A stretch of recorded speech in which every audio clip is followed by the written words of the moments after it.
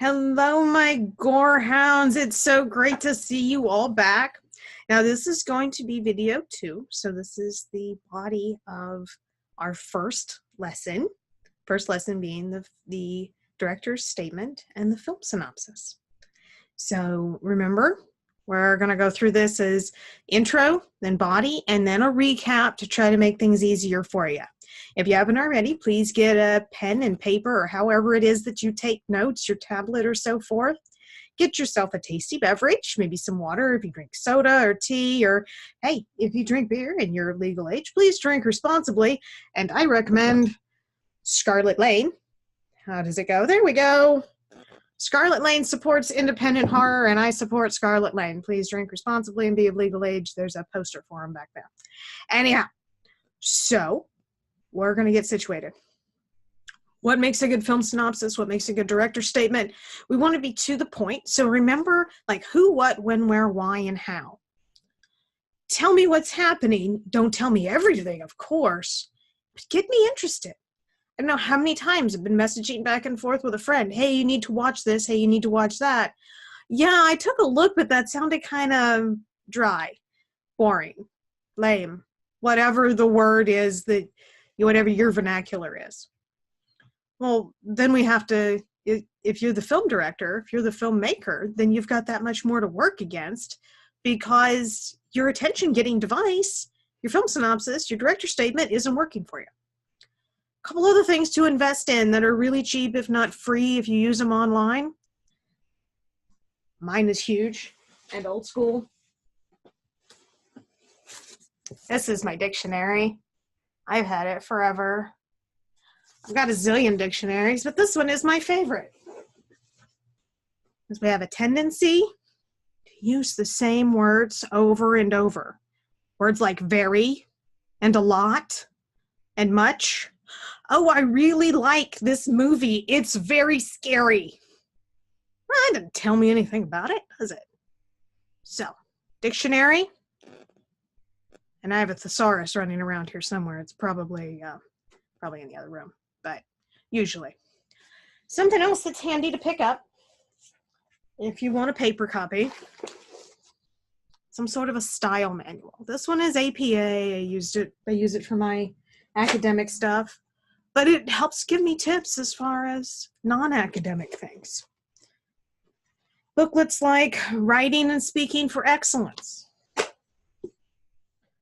When it's your turn to speak, you can tell I've had this one for a long time. It used to be a library copy, and I got it out of the discards. This one's been around for a minute. Still worthwhile. There's stacks and stacks of them, and I recommend all of them. Find what works for you.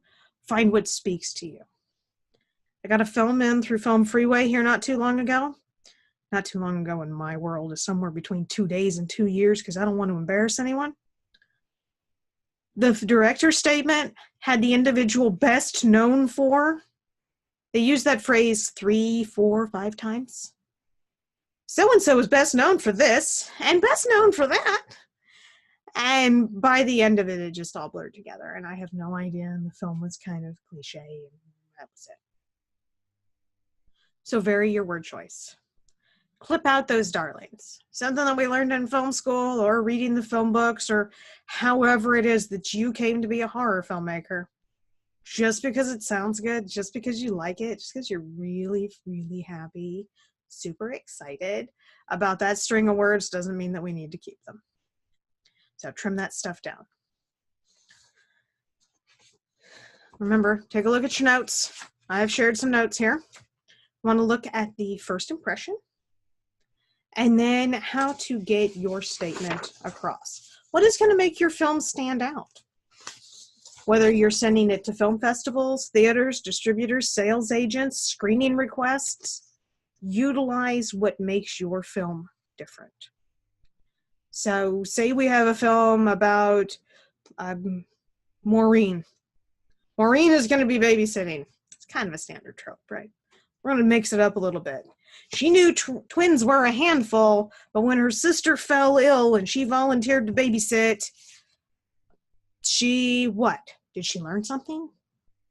Did she learn that some toddlers are just a little bit different? Ooh, makes it ominous? Did she learn how much mothering can take out of you? And maybe we insinuate that these toddlers are, vampires or something? Does she learn the importance of nap time? Because if they get cranky, then the fangs come out and they start biting people, like viciously biting people. Give me something that's going to draw me in and let that set apart. Maybe something that once I read it and I'm still flipping through Netflix or whatever, it's going to percolate in the back of my head and I'm going to be like, okay, I need to check that out. I need to know what they're talking about. I'm not saying that's the best synopsis ever. That's just what I came up with while I'm talking to you here today. When you've got something written, talk to your friends and your associates. And if you don't have one of these friends, I hope that you look for one. One of my dearest, dearest friends is friends with someone who gets on my nerves. But I talk to that person on a regular basis because that individual and I see things differently. And I want to utilize that different viewpoint. There's no harm in being friends with somebody that's just a little different than you. Actually, diversity makes us all better, so long as they're not a bad person. And we're not going to go into that because I'm not that kind of doctor today.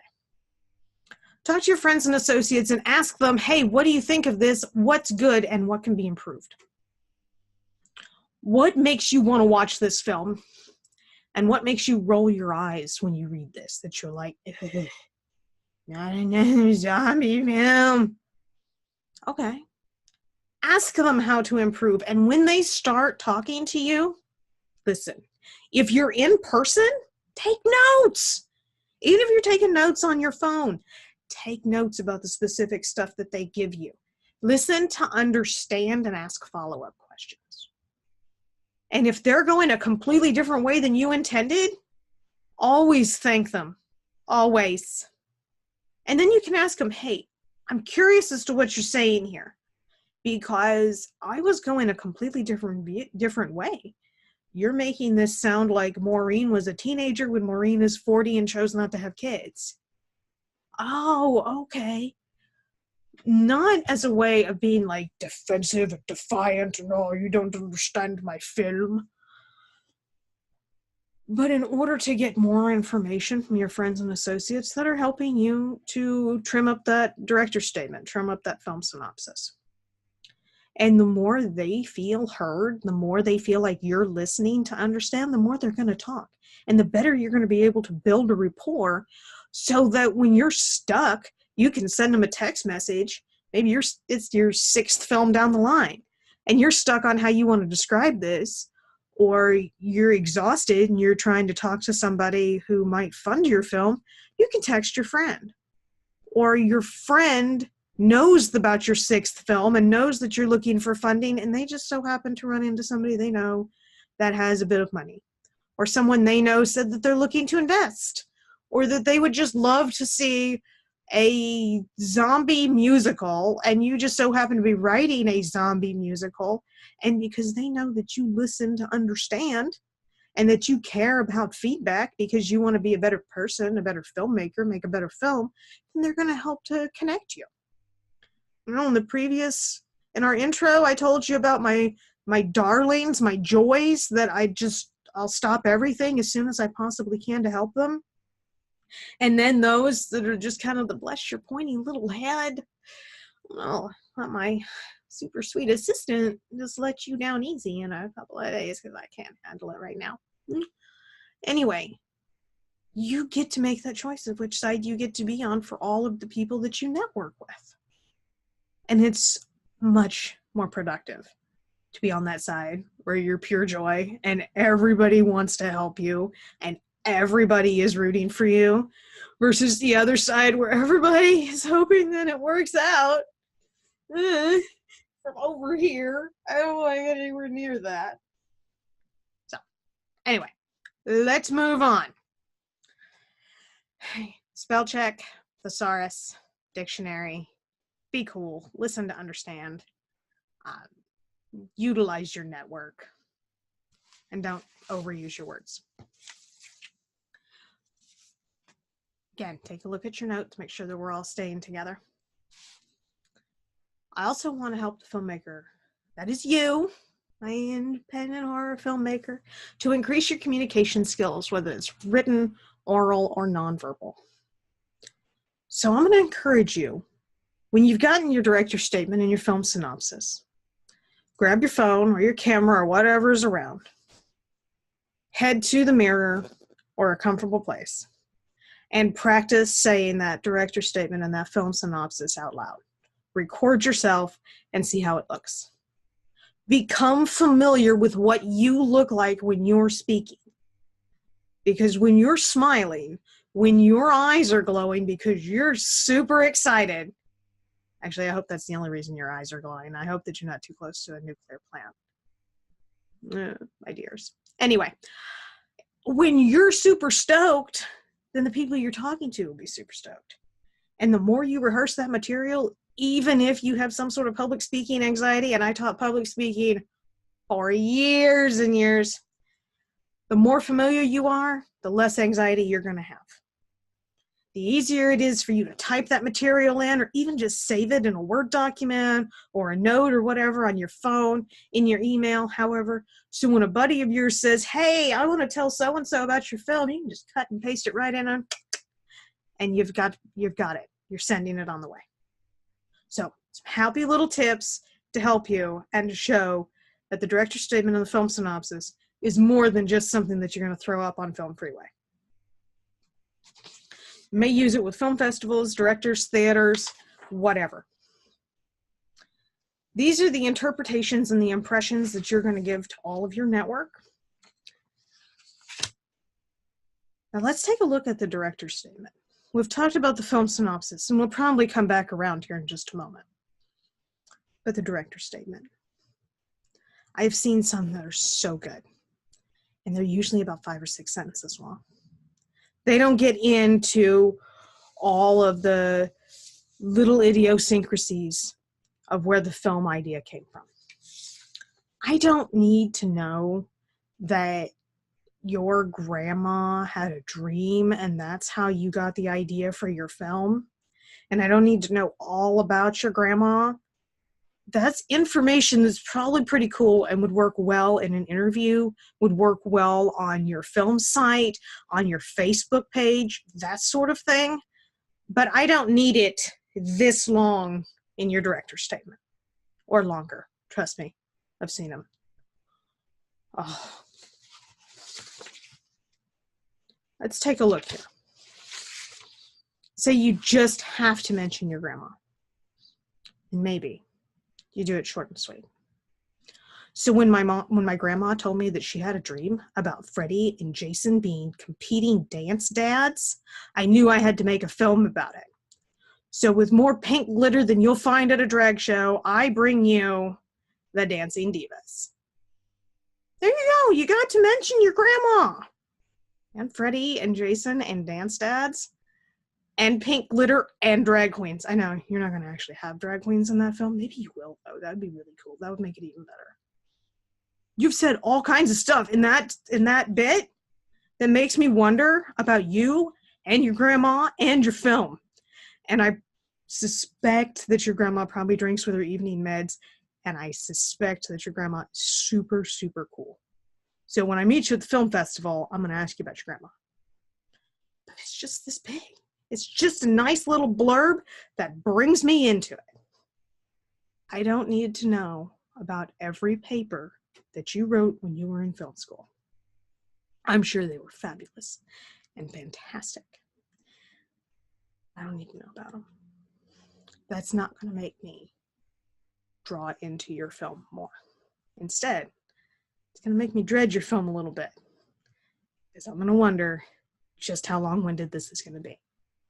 And speaking of long-winded, I don't want to be too long-winded. So I'm going to take a quick look at my notes, and then we're going to move on to the next thing.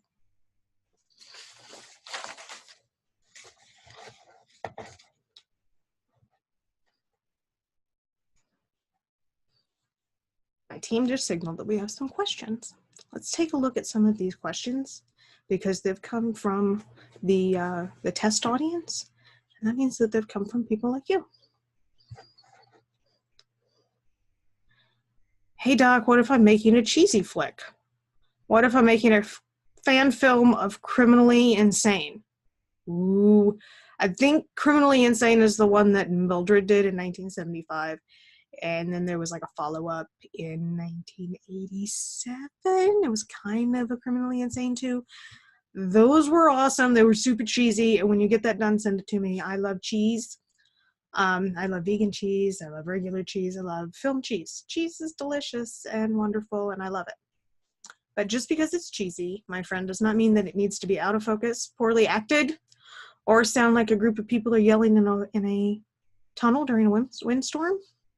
I also don't need you to send me a synopsis of the original, and I don't need a huge director statement talking about why you made your film in the vein of Mildred's 1975 piece. One sentence about that is good enough. Don't hide behind, well, this looks like so-and-so did in 1960 something. And I can get the homage to it, and that's cool, but that doesn't mean that you get to cut corners and send in just a junky-looking, junky-sounding film. I'm going to sound like your mom here, but you're not so-and-so. You are you. And I hope that you have some standards and that you really put the work into it, because I am cheering for you. And I would love to see some sort of cool, neat, new homage to Criminally Insane, because that was just a ridiculous flick. So much fun. Hey, Doc, what are some other documents I can use to share more information about my film with the film festival? Okay, there's a cover letter, there's an overview, you can do a director's biography, you can share information in the specification section.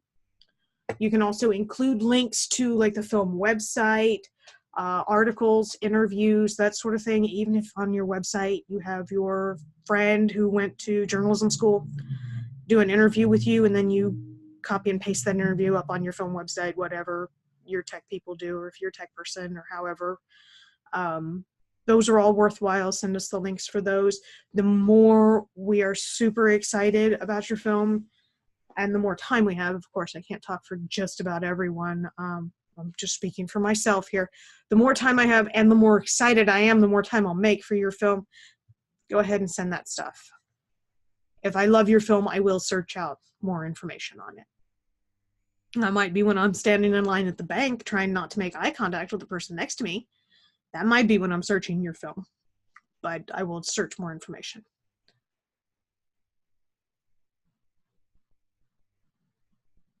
Hey, Doc, what if there's a whole bunch of films that test out the same? How do you make decisions? Test out the same. Probably talking about how we rank them and that sort of stuff.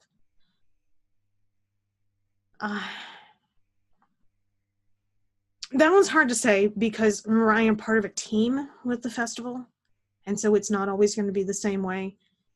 How I often make my vote, and I'm just one vote, is I will consider the information in all the information that's given to me. Film statement, or a film synopsis, the director's statement, all of that, and make a bit of a judgment on the individual that's coming in.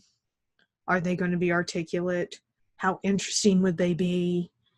How interesting would they be to interview, to talk with, to have up on a panel, that sort of thing. So those things do kind of play a little bit of a role. It's not a main role, but it's frosting on the cake type stuff. So those are some ways that we consider, some ways that I consider.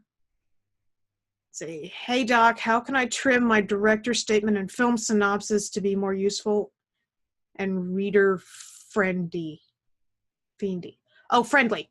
I kind of like fiendly, actually. That's really awesome.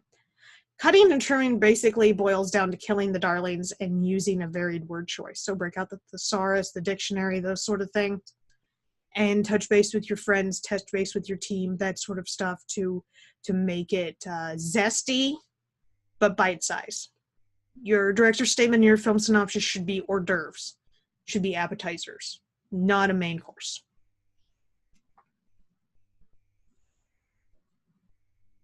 Yeah, I told you about the best known for being mentioned several times in one director's statement. Trim that type of stuff out.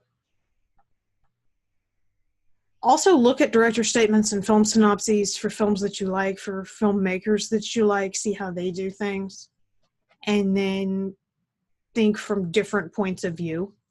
So if you were a reviewer, if you were selecting, that sort of stuff. So there are different ways to consider. Examples of simple and useful information that would help you as a reviewer.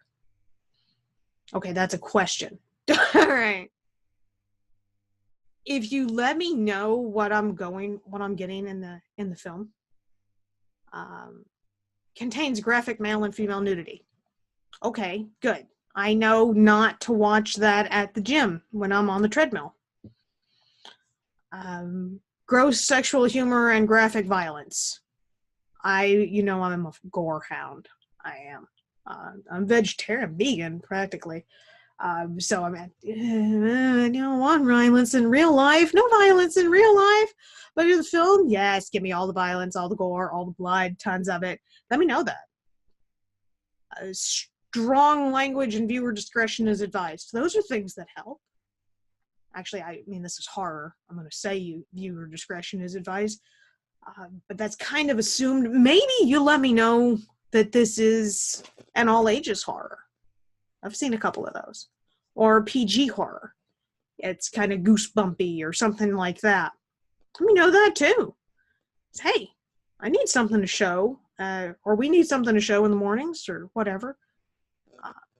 Sexual violence, scenes of sexual nudity, and profane language. Let me know. I am not opposed to watching films that contain gross sexual situations, but I'm not always in the mood for it. So if you let me know that helps me as well. Just basic little things. Gross sexual humor. Well, I know not to eat that while I'm eating dinner because I don't want to choke on my stir fry. Nudity, watch out. Don't watch this at the gym. Or maybe watch it at the gym if you're trying to get people to stay away from you, but that might not help. You might end up with more creepy people crowding around your elliptical or whatever it is. I don't know what gym you go to. I try to avoid everyone. That's part of my charm. Okay. What else do we have here just to make sure that... Oh, yes. Some things to consider when I'm making those selections and when I'm reading your director statement and your film synopsis is that I'm not always watching films from my comfy sofa in front of my 75-inch 4K HD TV with Dolby Surround, tech stuff. Sometimes I'm watching it on my phone. Sometimes I'm watching it on my computer or tablet or something like that. So the information that you give me is going to help me determine where I can watch your film and where I can best get a good grasp of your film. So those are some other things that will be helpful. And I'm being motioned that we have more questions to look at. We'll look at more questions in a jiffy. Always remember to be polite, be professional, and be precise. So as far as precise goes, Shannon, here's an example. Shannon, it's a gender neutral name. Shannon is dealing with PTSD. Okay. Shannon is dealing with PTSD. We got like 5 words there. As opposed to Shannon, an American veteran, is dealing with PTSD from a terrible situation that happened in combat. That's like 20 words and it's redundant. You don't need all of that. So trim it down, very specific stuff. Again, polite, professional, precise. What is the purpose of all these documents? To help more people read your film, watch your film, get involved in your film, to help you to share your film with more people. You can use this information over and over on your website, on your social media pages, when you're doing interviews, written interviews, sending press releases out, all of those sort of things. So you will be able to use it repeatedly, and it will help you when you're speaking to people, because you never know when you might bump into someone. Say you bump into a director at a film festival, a famous director at a film festival, and you want to chat with them about something, tell them all about your latest film. But you get about 5 sentences in that elevator or whatever. So if you already have it precise, you can get it out and get more interest. Also, it fits on flyers and the collection of stuff I have back there better. So get that information to your audience. Is there an ideal length? Academically, a paragraph is 3 fully crafted sentences up to maybe 10 sentences. So I would say about 6 is ideal. 5 or 6 good sentences where each word matters in your director statement and your film synopsis. That is a sweet spot. Of course, there's always variations, there's always exceptions to the rule, but that's what I would say is the best part there, or a good general rule. Do people actually read this? Yes. What exactly is the director's statement and film synopsis? Really?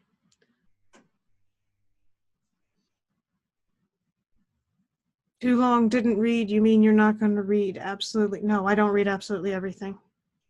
No. If it's too verbose, I'm done. I'm out.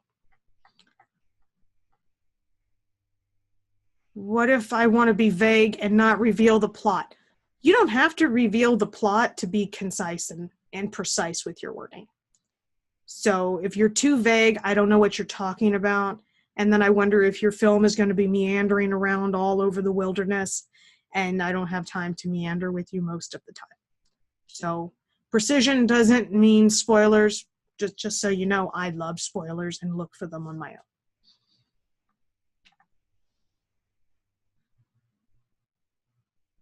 Okay, I think we've covered all of that stuff there, the basic things. Remember, touch base with your friends, your associates, me, the other people that are doing these classes, that sort of stuff. We can all work together in order to help each other to succeed. If you have questions, please let me know. And then I will see you in the next video. It'll be a brief recap, so then you can move forward, and we'll go on from there. Thank you so much, and I will see you on the film set.